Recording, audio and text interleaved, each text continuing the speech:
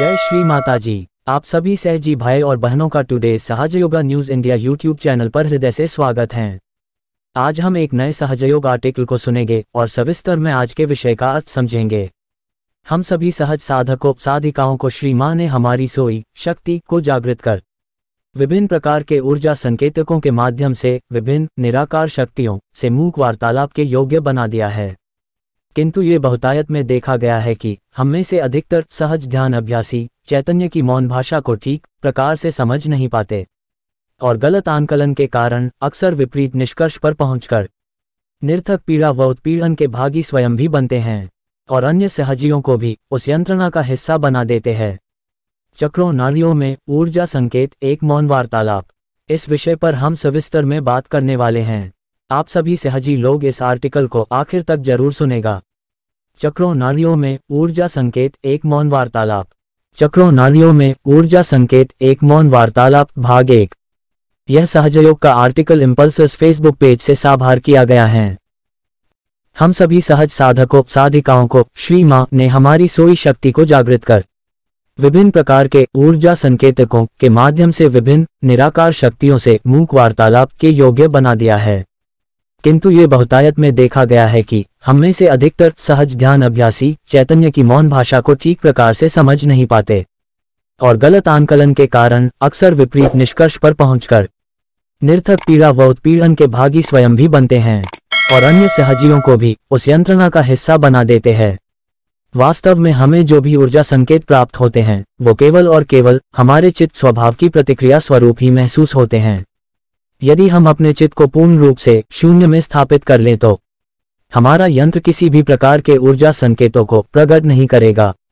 ऐसी अवस्था में हम चिरस्थायी शांति स्थायित्व व आनंद को महसूस कर रहे होंगे। यही स्थिति तो हमें ध्यान के अभ्यास से प्राप्त करनी है। यदि हमने श्री मां के लेक्चर्स को ठीक प्रकार से सुना व आत्मसात किया है तो हम सभी जानते हैं कि हमारी कुंडलिनी के सहस्त्रार में आने के उपरांत हमारे मानवीय अस्तित्व में स्थित सूक्ष्म चक्रों व नाड़ियों का आभास हमें 4 स्थानों पर होता है। क्या कभी हम में से किसी ने चिंतन किया है कि चक्रों व नाड़ियों की विभिन्न अवस्था की अभिव्यक्ति एक स्थान के स्थान पर 4 स्थानों पर क्यों कर होती है? मेरी तुच्छ समझ व विकास प्रक्रिया के दौर से गुजरती मेरी चेतना के अनुसार इन 4 स्थानों पर प्रकट होने वाले विभिन्न लक्षणों का संबंध हमारी चेतना की परिवर्तित होती अवस्था व इसके स्तर पर निर्भर करता है। तो अब जरा चलते हैं इन 4 स्थानों पर प्रकट होने वाले विभिन्न ऊर्जा संकेतकों के संवाद को समझने की ओर। एक प्रथम स्थान पांव के तलवे व पांव की उंगलियों के पोर में सांसारिक संसाधन मनोभाव व इच्छाओं की अभिव्यक्ति। हमारी कुंडलिनी के जागरण के उपरांत भी हम परमात्मा पर हृदय से विश्वास नहीं कर पाते हों और हमारा चित्त हमारे मन की अतृप्त इच्छाओं को पूरा करने की ओर ही लगा रहता हो। ऐसी मन अवस्था में प्राणदायिनी शक्ति आवश्यक भौतिक उपक्रमों की प्राप्ति में विभिन्न ऊर्जा संकेतकों के द्वारा हमें उपयुक्त मार्ग दिखाकर हमें भटकने से बचाती हैं। तो ऐसी अवस्था में हमें हमारे पांवों के तलवों में उन चक्रों व नाड़ियों से संबंधित भौतिक संसाधनों व वस्तुओं की उपलब्धि अथवा अनुपलब्धि से संबंधित ऊर्जा संकेत आते हैं। फिर चाहे हम व्यक्तिगत व सामूहिक स्तर पर घंटों के हिसाब से ध्यान साधना में समय बिताते हो और इसके साथ आत्म साक्षात्कार देने के कार्य को भी निरंतर कर रहे हों, क्योंकि इस मानसिक स्थिति में हमारी चेतना मन के बंधनों में जकड़कर ऊर्ध्व गति नहीं कर पा रही है। अभी भी हम ईश्वरी शक्ति से जुड़ने के बावजूद भी केवल भौतिक उपलब्धि के प्रति ही लालायित हैं, यानी हम केवल और केवल नर्क की ही कामना कर रहे हैं, क्योंकि आध्यात्मिक जगत में संसार को नरकलोक कहा गया है। उदाहरण के लिए यदि हम ध्यान के दौरान अपने किसी व्यापार में लाभ की कामना कर रहे होते हैं और वो लाभ हमें भविष्य में मिलने वाला होता है तो ऐसी दशा में हमारे दाहिने पांव के तलवे व उंगली के पोरवे में राजलक्ष्मी वाले स्थान पर सकारात्मक संकेत आने प्रारंभ हो जाएंगे और यदि इसके विपरीत हानि होनी होगी तो इन्हीं स्थानों पर नकारात्मक संकेत आने प्रारंभ हो जाएंगे। हम सभी जानते हैं कि दोनों पांव के तलवे हमारी दोनों नाड़ियों का प्रतिनिधित्व करते हैं एवं पांवों की उंगलियों के पोरवे हमारे चक्रों की सांसारिक भौतिक विभूतियों को प्रकट करते हैं। हमारे शरीर के इन 4 स्थानों पर प्रकट होने वाले इन मूक संकेतों को समझने के लिए हमें एक बात अच्छे से आत्मसात करनी होगी कि जो भी हमें किसी भी प्रकार के संकेत किसी भी स्थान पर प्राप्त होते हैं वो केवल और केवल हमारे चित्त अथवा चेतना की प्रतिक्रिया के परिणाम स्वरूप ही प्राप्त होते हैं। फिर चाहे हम अपने चित्त पर पूर्ण एकाग्रता के साथ नजर रख पाए या नहीं। ये संकेत बिना चित्त की प्रतिक्रिया के कभी भी अपने आप चमत्कारिक रूप से कभी प्राप्त नहीं हो सकते। अधिकतर सहज अभ्यासी अपने चित्त की द्रुत गति व इसके भ्रमण पर गौर नहीं रख पाते और गलत तथ्यों को पकड़ने के कारण गलत विश्लेषण के शिकार हो जाते हैं। तो सर्वप्रथम हम इन नकारात्मक व सकारात्मक संकेतों के प्रकार को समझने का प्रयास करेंगे। प्रथम स्थान पांव के सकारात्मक संकेत। इन संकेतों को हम लगभग 4 भागों में बांट सकते हैं। एक, ठंडा लगना। जब भी कभी हमारे किसी पांव के तलवे में ठंडक महसूस हो तो हमें समझना चाहिए कि उस पांव से संबंधित नाड़ी की शक्ति भौतिक उपलब्धि के लिए ठीक प्रकार से कार्य कर रही है। ऐसे ही यदि किसी पांव की उंगली के पोरवे में ठंडक महसूस हो तो हमें समझना चाहिए कि उस चक्र से संबंधित किसी भी सांसारिक वस्तु, स्थिति, स्थान, व्यक्ति, अवस्था पर हमारा चित्त है उसके उपलब्ध होने की संभावना बन रही है। 2, शीतल हलचलों का होना। जब भी हमारे पांव की उंगलियों के पोरवों में ठंडी ठंडी हलचलें आने लगे तो समझ जाना चाहिए कि उस उंगली से संबंधित हमारी किसी इच्छित वस्तु, स्थान, स्थिति, व्यक्ति की प्राप्ति की दिशा में शक्तियों का कार्य प्रारंभ हो गया है। 3, स्पंदन का होना। किसी भी पांव की उंगली के पोरवे में यदि स्पंदन होता महसूस हो तो इसका मतलब है कि उस चक्र के देवता प्रसन्न होकर हमें हमारी इच्छित वस्तु जिस पर हमारा चित्त है उपलब्ध कराने जा रहे हैं। 4, शीतल वायु प्रवाह। जब किसी भी पांव की उंगली के पोरवे में हमारे चित्त की प्रतिक्रिया स्वरूप हमें शीतल वायु प्रस्फुटित होती महसूस हो तो हमें समझना चाहिए कि दैवीय शक्तियों ने हमारी मनोकामना पूर्ण कर दी है, जिसका हमें शीघ्र पता चल जाएगा। प्रथम स्थान के नकारात्मक संकेत। इन संकेतों को हम 5 भागों में बांट सकते हैं जो पांव के तलवों व पांव की उंगलियों के पोरवों पर हमारे चित्त की प्रतिक्रिया स्वरूप महसूस होते हैं। 1, गर्माहट का होना। जब ये अवस्था हमारे पांव तालू में महसूस हो तो हमें समझना होगा कि उक्त पांव की नाड़ी की देवी हमारे चित्त में उपस्थित कोई भी भौतिक वस्तु, स्थान, स्थिति की प्राप्ति में हमारी मदद नहीं कर रही हैं। और जब ये एहसास पांव की किसी उंगली के पोरवे में तभी आती है जब हम अपनी उन भौतिक रुचियों के बारे में विचार कर रहे होते हैं जो वास्तव में हमें कभी उपलब्ध ही नहीं होंगी। अंततः उन सभी के बारे में निरर्थक विचार करके कुछ भी लाभ नहीं होने वाला। 2, दर्द का होना। पांव की किसी भी उंगली के पोरवे में दर्द होना इस बात का प्रतीक होता है कि उक्त उंगली से जुड़ी जिस वस्तु की हम कामना कर रहे हैं, किसी के बारे में सोच रहे हैं, वो हमारे लिए उपयुक्त नहीं है, अंततः उसका विचार ही त्याज्य है। 3, ऐंठन का होना। हमारी उंगली के पोरवे में ऐंठन तभी होती है जब हम उस पोरवे में होने वाले दर्द को नजरअंदाज करके बारंबार उन्हीं चीजों के बारे में विचार कर रहे होते हैं।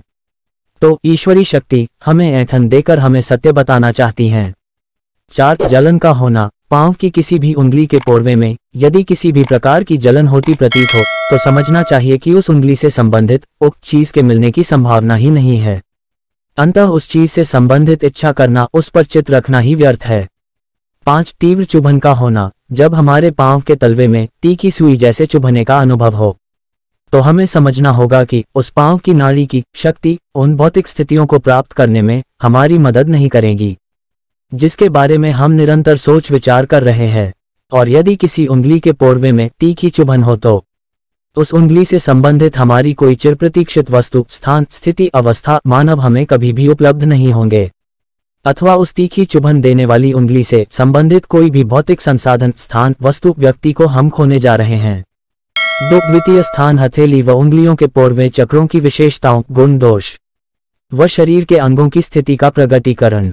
जब हम ईश्वर की ओर थोड़ा बहुत झुकना प्रारंभ कर देते हैं और उन पर कुछ विश्वास करना प्रारंभ कर देते हैं तो ये ऊर्जा संकेत हमें हमारे हाथों के तालु भाग पर व हाथों की उंगलियों के पोरवे पर मिलने लगते हैं, जो कुंडलिनी की शक्ति के द्वारा हमारे चक्रों के गुण दोषों की स्थिति व इनसे जुड़े मुख्य शारीरिक अंगों की स्थिति के बारे में भी बताते हैं। ऐसी स्थिति में हमें समझना चाहिए कि विराट की शक्तियां हमारा मार्गदर्शन करने लग गई हैं, जो हमारी कुंडलिनी के माध्यम से हमें शारीरिक, मानसिक व आध्यात्मिक स्तर पर उन्नत होने में हमारी मदद करने लग गई हैं। वास्तव में हमारे सूक्ष्म यंत्र की देखभाल का उत्तरदायित्व हमारी कुंडलिनी मां पर होता है, जो हमारे दिमाग की मदद से शरीर के अंगों की भी उचित देखभाल करती हैं। द्वितीय स्थान के सकारात्मक संकेत। जब भी कभी हमारे किसी भी हाथ की पूरी हथेली में शीतलता का अनुभव हो तब हमें जानना चाहिए कि उक्त हाथ से संबंधित नाड़ी के देवी देवता अपने गुणों से हमें परिपूर्ण रखे हुए हैं। 1, जब उंगली के पोरावों पर शीतलता का अनुभव होती है तब उंगली के पोरवे से संबंधित चक्र को दिव्य ऊर्जा स्पर्श करती है तो चक्र की स्थिति इस ऊर्जा के स्पर्श से स्पष्ट होती है। इससे पता चलता है हमारे भीतर अन्य व्यक्ति के उक्त चक्र से संबंधित गुण विद्यमान है और न ही इस चक्र से जुड़े किसी अंग में ही कोई तकलीफ है। 2 उंगली के पोरवे पर शीतल स्पंदन का होना। इसका मतलब है कि जब दिव्य ऊर्जा ने इसको स्पर्श किया और इसका चक्र चलने लगा, जिसकी प्रतिक्रिया हमारी उंगली के पोरवे पर शीतल स्पंदन के रूप में होती है। साथ ही इससे यह भी पता चल रहा है कि हम अन्य इस चक्र से संबंधित गुण का उपयोग कर रहा है एवं चक्र से जुड़े अंग भी सुचारू रूप से कार्य कर रहे हैं। 3 उंगली के पोरवे से शीतल ऊर्जा का प्रवाहित होना। जब चक्र परम का प्रेम पाकर अपनी सुनिश्चित गति से चलने लगता है तो यह भी अपनी ऊर्जा को उत्पन्न करता है, जो हमारे चक्र से प्रवाहित होकर उस व्यक्ति हमारे स्वयं के उसी चक्र को पोषित कर रही होती है, जिस पर जाने अनजाने में हमारा चित्त होता है। इससे यह भी सुनिश्चित होता है कि उक्त चक्र से जुड़े हमारे अन्य के गुणों का पोषण हो रहा है और हमारे उक्त चक्र के अंग से जुड़े अन्य अंगों को ठीक प्रकार से पोषित कर रहे हैं। द्वितीय स्थान के नकारात्मक संकेत। जब हमारी हाथ की हथेली में गर्माहट महसूस होने लगे तो समझना होगा कि उक्त हाथ की नाड़ी से संबंधित देवी देवताओं व गणों के गुणों का ह्रास होना प्रारंभ हो गया है। एक हाथ की उंगली के पोरवे में हल्की सी पकड़ ग्रिप जैसे महसूस होना, ये लक्षण हमें बताते हैं कि उक्त चक्र से संबंधित गुणों के विपरीत हमारे अन्य के मन पर किसी बात का अस्थायी प्रभाव आ रहा है, यानी हम किसी असत्य नकारात्मक विचार व्यक्ति से अनजाने में प्रभावित होकर व्यवहार कर रहे हैं। 2 हाथ की उंगली के पोरवे पर गर्माहट का होना। जब भी हमें ऐसा आभास हो तो हमें समझ जाना चाहिए कि हमारा चित्त जहां भी है, हम उक्त चक्र से संबंधित जिस चीज के विषय में भी सोच रहे हैं वह सत्य है। साथ ही हमारी सोच का नकारात्मक असर हमारी उस उंगली से संबंधित अंगों पर भी पड़ रहा है। इससे एक और भी बात प्रकट होती है कि हम स्वयं अन्य व्यक्ति उक्त उंगली से संबंधित चक्र के गुणों के विपरीत जाने अनजाने में जा रहे हैं। 3 हाथ की उंगली के पोरवों पर जलन का होना। हाथों की उंगलियों के पोरावों में महसूस होने वाली जलन उक्त चक्र के गुण के विपरीत हमारे अन्य के स्वभाव को प्रकट करती है, यानी हम स्वयं अन्य कोई उक्त चक्र के गुण के विरोध में सोचने या कार्य करने के आदी हैं। साथ ही ये भी समझना होगा कि उक्त चक्र से संबंधित मुख्य अंग अब खराब होने जा रहे हैं। 4 हाथों की उंगली के पोरावों में सुई जैसे चुभन का होना। ये स्थिति प्रकट करती है कि हम में अन्य में उस चक्र से संबंधित दोष व विकार उत्पन्न हो चुके हैं। उदाहरण के लिए यदि हमारी अन्य व्यक्ति की बाईं विशुद्धि की उंगली में तीव्र चुभन हो तो इसका मतलब स्पष्ट है कि हम झूठ बोलने, दोष भाव से ग्रसित रहने के आदी हैं।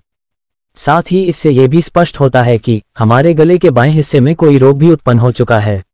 जय Shri Mata ji. To be continued next part.